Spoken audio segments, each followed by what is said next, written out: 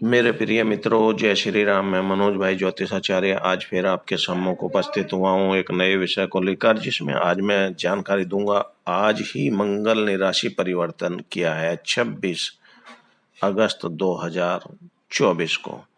वृष राशि से निकलकर मंगल मिथुन राशि में प्रवेश कर चुके हैं।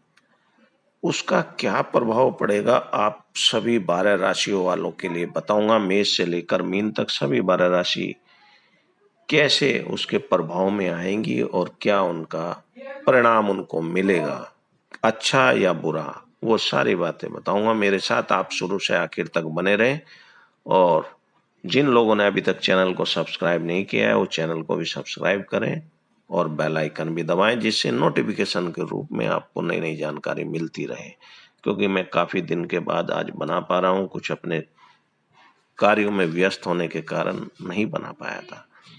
तो अब मैं सबसे पहले बात करता हूं मंगल के राशि परिवर्तन से मेष राशि वालों पर क्या प्रभाव पड़ेगा। जिनकी जन्मकालीन चंद्र राशि मेष है उनके लिए मंगल का तीसरे भाव में आना साहस और बल बढ़ाता है और शत्रु पराजित होते हैं और तर्क शक्ति बढ़ती है और धन लाभ होता है। सरकारी कर्मचारियों की ओर से भी सहायता और लाभ मिलता है। व्यक्तिक प्रभाव में वृद्धि होती है और धातुओं में धन प्राप्ति होती है और बच्चों की ओर से प्रसन्नता मिलती है। स्वास्थ्य पक्ष में खुशी मिलती है। ऐसी स्थिति बनेगी मेष वालों के लिए। अब जिनकी चंद्र राशि वृष है उनके लिए दूसरे भाव में मंगल का आना साहस और बल में कमी लाता है।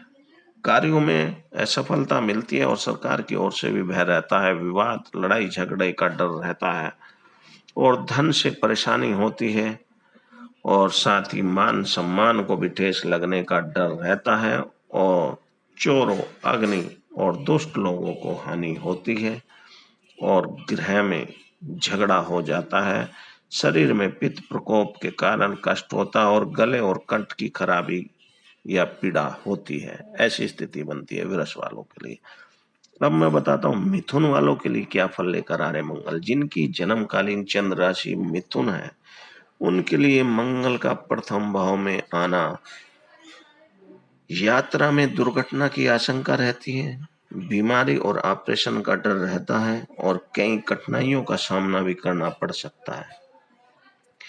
नेतृत्व की लालसा बढ़ती है और परेशानी होती है। कार्यों में सफलता नहीं मिलती। सेहत की भी चिंता रहती है। बुखार और रक्त विकार, बवासीर, फोड़े से परेशानी होती है और इस अवधि में आग, जहर, हथियारों से भी हानि होती है और स्त्री की सेहत पर भी बुरा प्रभाव पड़ता है। ऐसी स्थिति बनती है मिथुन वालों के लिए। अब मैं बात करता हूँ कर्क वालों के लिए। जिनकी जन्मकालीन चंद्र राशि कर्क है उनके लिए 12वें भाव में मंगल का गोचर यह व्यक्ति को घर से बाहर कर देता है। अर्थात व्यक्ति को घर से बाहर रहना पड़ता है। धन का खर्चा भी अधिक होता है और फिजूल का खर्चा भी झेलना पड़ता है।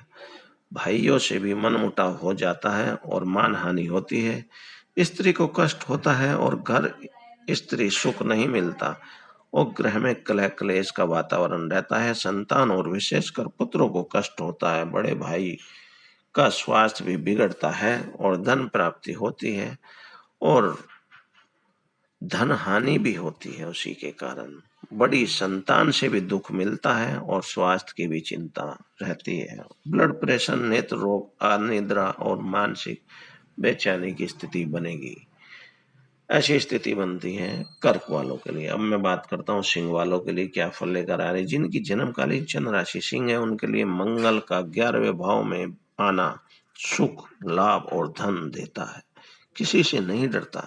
आय में भी आशातीत वृद्धि होती है और धन धान्य की प्राप्ति होती है। भाइयों में भी वृद्धि होती है और भाइयों से लाभ होता है। जमीन जायदाद, भूमि, प्लाट होने और लाभ के लिए ये अच्छी स्थिति लेकर आता है और ये अवधि शुभ रहती है उनके लिए। और मकान के किराए द्वारा भी आय में वृद्धि होती है और मनोकामना पूर्ण होती है।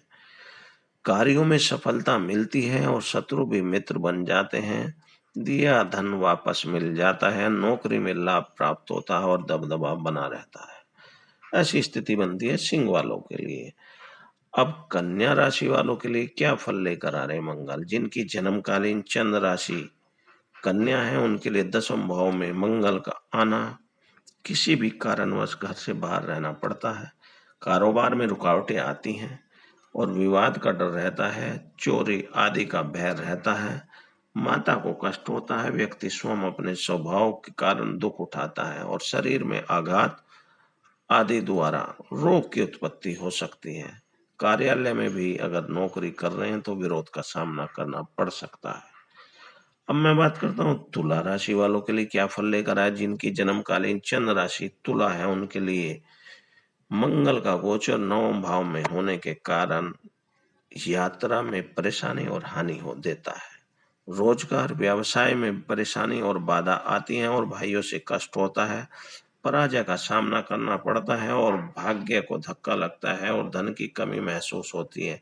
मान सम्मान को भी ठेस पहुंचती है, अनादर सहना पड़ता है, सेहत की परेशानी रहती है और शरीर में निर्बलता, पट्टों का दर्द, सूजन होने का आशंका रहती है। बड़ों बुजुर्गों की ओर से निराशा मिलती है, ऑपरेशन आदि भी बिगड़ जाने की संभावना रहती है। ऐसी स्थिति बनती है तुला राशि वालों के लिए। अब मैं बात करता हूं वृश्चिक राशि वालों के लिए क्या फल लेकर आ रहे। जिनकी जन्मकालीन चंद्र राशि वृश्चिक है, उनके लिए 8वें भाव में मंगल का आना लड़ाई झगड़ा, विवाद, कलह, क्लेश और दुख साथ लाता है। भाइयों से अनबन होती है, पाप में प्रवृत्ति अधिक रहती है, जुआ सट्टा आदि व्यसन घेरे रहते हैं, शत्रुओं का भय लगा रहता है, कार्यों में असफलता मिलती है और परदेश वास होता है, चोर आदि और चोट भी लगने की और घाव कष्ट होने की संभावना रहती है, दुर्घटना की भी आशंका बनी रहती है और स्वास्थ्य की चिंता रहती है और गुद्दा गुप्त रोग नेत्र रोग उत्पन्न होने की संभावना रहती है। अब मैं बात करता हूँ धनु राशि वालों के लिए क्या फल लेकर आ रहे हैं मंगल। जिनकी जन्मकालीन चंद्र राशि धनु है, उनके लिए 7वें भाव में मंगल का संचार करना पति पत्नी में कलह क्लेश कराता है और घरेलू सुख कम हो जाता है, स्वजनों को मानसिक और शारीरिक कष्ट होता है, पति पत्नी की भी सेहत ठीक नहीं रहती, भाइयों से झगड़ा हो जाता है और परेशानी होती है, यात्रा में कष्ट झेलना पड़ सकता है, भोजन वस्त्र आदि में कमी आ जाती है, आंखों एवं उदर रोग के विकार की भी संभावना बनती है और द्वितीय संतान से विवाद या वैचारिक मतभेद की भी आशंका रहती है। ऐसी स्थिति बनती है धनु वालों के लिए। अब मैं बात करता हूँ मकर वालों के लिए। जिनकी जन्मकालीन चंद्र राशि मकर है, उनके लिए 6ठे भाव में मंगल का आना बल साहस बढ़ाता है, शत्रुओं पर सहज विजय प्राप्त हो जाती है, शत्रुओं का नाश होता है, विरोधी भय से ही दौड़ हो जाते हैं, धातुओं से धन लाभ होता है और आर्थिक स्थिति में सुधार आता है और कई एक संकटों से भी, ऑपरेशन आदि से भी छुटकारा मिलता है और हालात ऐसे होते हैं कि वहां भ्रमण करता हुआ मंगल स्वास्थ्य पर बुरा प्रभाव दे सकता है और कुछ सावधानी जरूरी है। छोटे भाई से भी लाभ की स्थिति बनती है, सफलता मिलती है। अब मैं बात करता हूँ कुंभ राशि वालों के लिए क्या फल लेकर आए। जिनकी जन्मकालीन चंद्र राशि कुंभ है, उनके लिए 5वें भाव में मंगल का आना धन की कमी महसूस होती है, वाणिज्य व्यापार में परेशानी होती है, संतान की बीमारी को लेकर चिंता रहती है या संतान का सुख कम मिलता है, मन पाप कर्मों की ओर अधिक जाता है, मान सम्मान गौरव और प्रताप को धक्का लगता है और शत्रु इस अवधि में तंग करते हैं, मन अशांत रहता है और स्वास्थ्य की परेशानी रहती है और खिलाड़ी भी अच्छा प्रदर्शन नहीं कर पाते अगर आप कोई बच्चा खिलाड़ी है तो। ऐसी स्थिति बनती है कुंभ वालों के लिए। अब मैं बात करता हूँ मीन वालों के लिए क्या फल लेकर आ रहे। जिनकी जन्मकालीन चंद्र राशि मीन है, उनके लिए 4th भाव में मंगल का आना शत्रुओं में वृद्धि करता है और स्वजनों के विरोध का भी सामना करना पड़ता है, धन की कमी महसूस होती है और जमीन जायदाद की समस्या उत्पन्न होती है, विवाद खड़ा हो जाता है, वाहन पर भी खर्चा होता है और परेशानी होती है, गृह सुख में कमी आ जाती है और मान सम्मान को भी ठेस पहुंचती है। जनता से भी विरोध का सामना करना पड़ता है। गृह में अशांति का वातावरण रहता है और बुखार पाचन तंत्र भी परेशान करता है और हार्ट और छाती विकार और खून से संबंधित रोग भी उत्पन्न होने की संभावना रहती है। ऐसी स्थिति बनती है मीन वालों के लिए। तो मेरे मित्रों, दोस्तों, मैंने आज आपको जानकारी दी 12 राशियों के लिए क्या लेकर आ रहा है मंगल। जिनके लिए अच्छा है वो इस समय का सदुपयोग करे, और जिनके लिए खराब है, परेशानीदायक है, चोट चपेट का डर है, वो मंगल का उपाय करे और मंगल का दान करे। और सबसे बढ़िया है मसूर की दाल और थोड़ा गुड़ गाय को अपने हाथ से मंगल और शनिवार को जरूर खिलाएं, जिससे आपको परेशानी कम होगी आपके जीवन में। तो मेरे मित्रों, दोस्तों, मेरे विचार से ये सारी बातें आपको समझ में आ गई होंगी। फिर भी अगर आपके मन में कोई डाउट, प्रश्न हो, कुछ पूछना हो, तो आप मेरे चैनल के कमेंट बॉक्स में आप लिख कर भेज दें। जो भी प्रश्न होगा मैं उसका उत्तर जरूर दूंगा और आपका मार्गदर्शन करूंगा।